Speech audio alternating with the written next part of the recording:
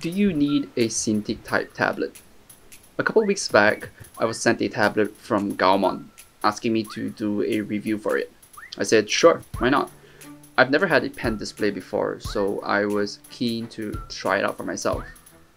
So what is it?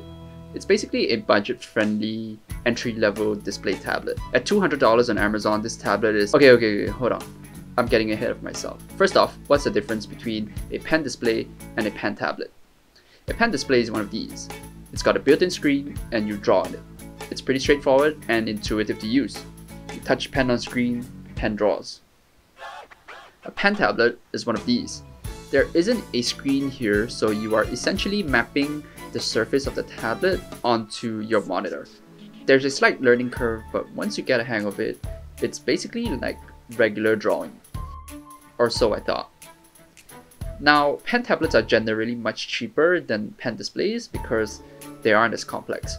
So the question is, do you need a pen display? The Gaomon PD1161 comes in at 11.6 inches, which is pretty small for a pen display. You've seen my sketchbooks before, they're tiny and I'm used to it, so I didn't have much trouble with the size.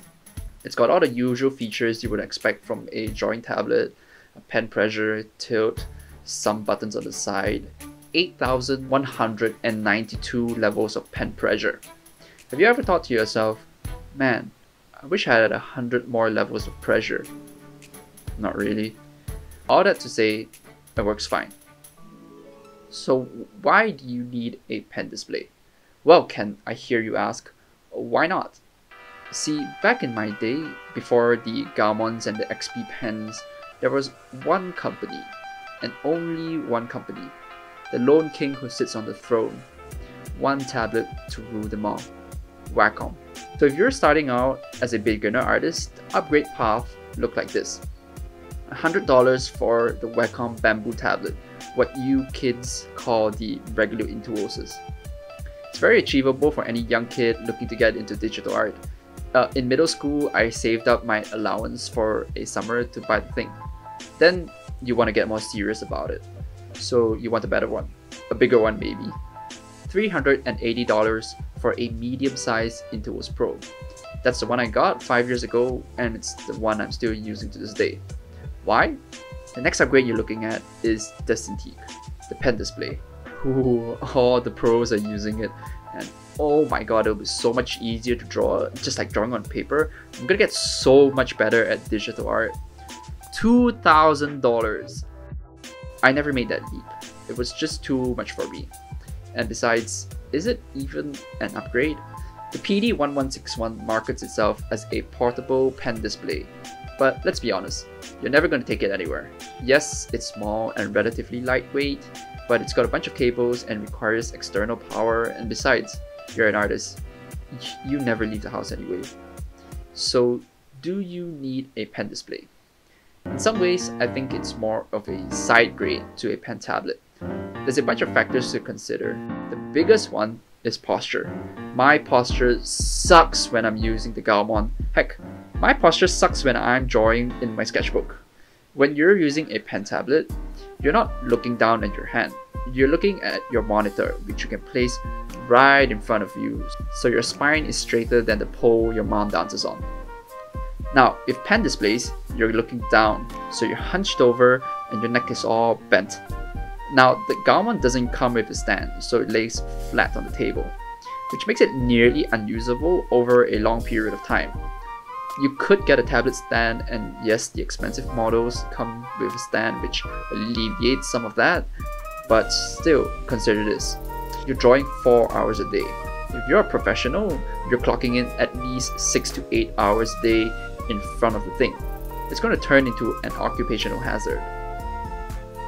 Another thing that I didn't think would annoy me, but it does, is the fact that my hand gets in the way of the drawing. Yes, I know it's weird, but when you're so used to the pen tablet, the brush is just a disembodied entity floating in space, and you can see all of the canvas and nothing in the way. But when you're drawing on here, my hand, it just won't get out of the way. I don't know why I don't feel this way when I'm drawing on paper, but it is what it is. The Gaomon PD1161, it's a budget model, so there are a bunch of compromises that you have to take into consideration. The pen feels a little plasticky, so do the buttons.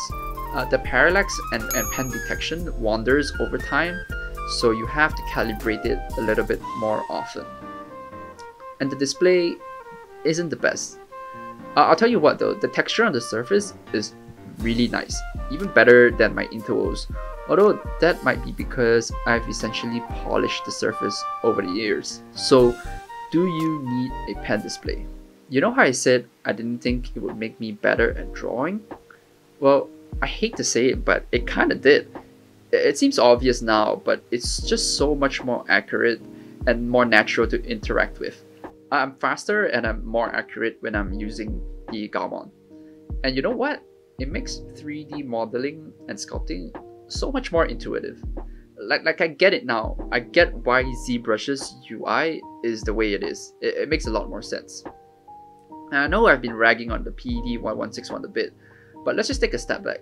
Yes, the parallax can be a bit rough, and the display isn't really that great for painting, but it's $200, my god.